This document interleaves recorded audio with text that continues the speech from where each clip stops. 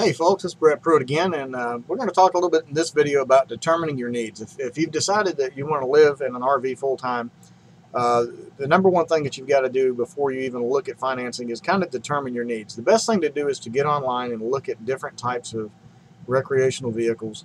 We will go through the types here in another video, but this one's basically just to start getting your mind thinking. What you want to do is take out a legal pad, kind of like I've got here, and write down what it is that you're needing. So first, start off with this: are you an individual that's going to be living in it? Are you a couple? Do you plan on? Are you an individual that planning on possibly being a couple some point in time in the future? Or do you have kids? All of these are going to be important when you look at floor plans. Prime example, I'm a single guy. Probably will wind up getting married. It'd just be me and my wife. Um, I don't plan on having any children because I'm in my early 40s, and at this point in time, I don't plan on having any more kids, or any kids actually, for that fact. And I'm big on watching football and goofing off with a PS3 or sitting on the computer. So I wanted a rear living room feature that had electric fireplace and a big screen TV and an area for a desk for the computer, and that's what I was able to find in the floor plan. Benefited to the fact that I was able to get one that had doors on the living room that I could close the doors, pull the nightshades down, and pull the bed out, and then I've got an extra bed should somebody come to visit me.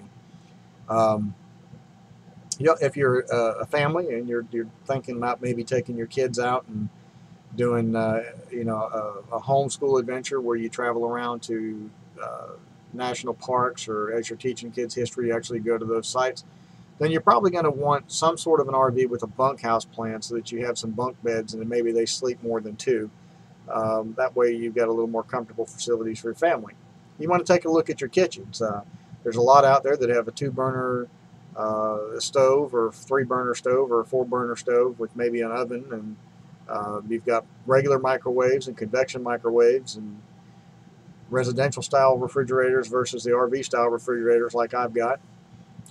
You've got to look at your plans. Also, you need to look at, are you going to stay in campsites where you have power hooked up, or are you going to boondock, or perhaps stealth camp and maybe you need something with a generator or a solar package in order to generate your electricity.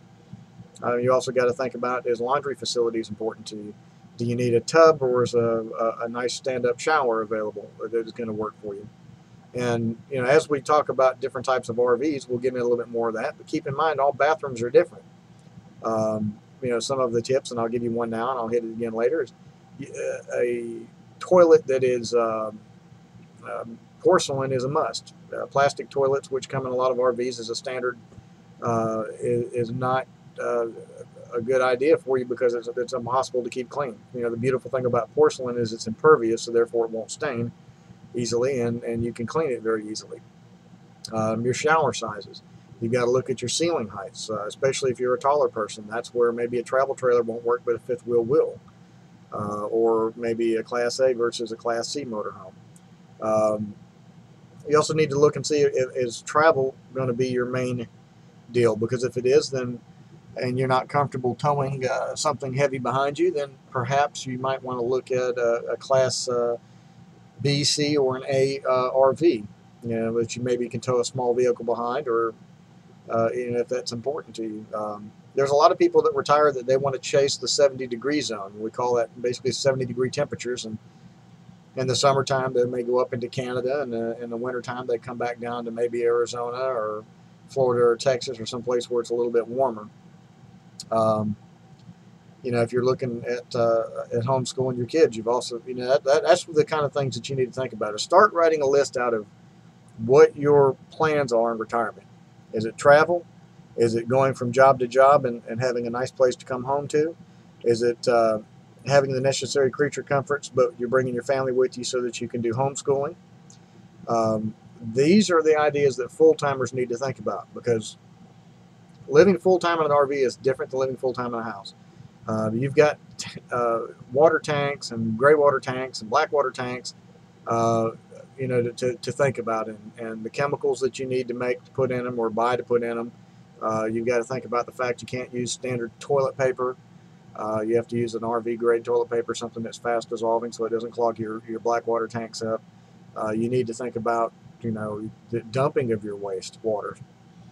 You got to think about if you're cooking on gas, keeping those gas bottles full. Also, your refrigerators run on gas. And if you have a standard RV refrigerator, they can run on gas or electric.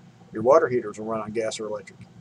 And that's another thing you need to look at is hot water needs. You might need to buy one with a quick recovery 10-gallon water heater minimum, I would say, or possibly looking at going to a on-demand water heating system.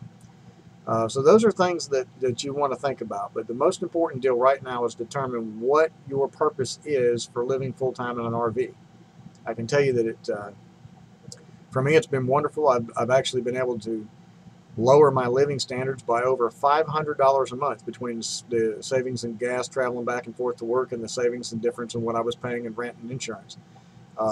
We'll even talk about RV insurance and a little bit in a future video where we talk about financing. We'll talk about insurance there as well and the types of things that you should look for, and we'll go into some companies that I recommend as well for you to talk to. So I'm going to sign off at this video at about 6 minutes and 30 seconds.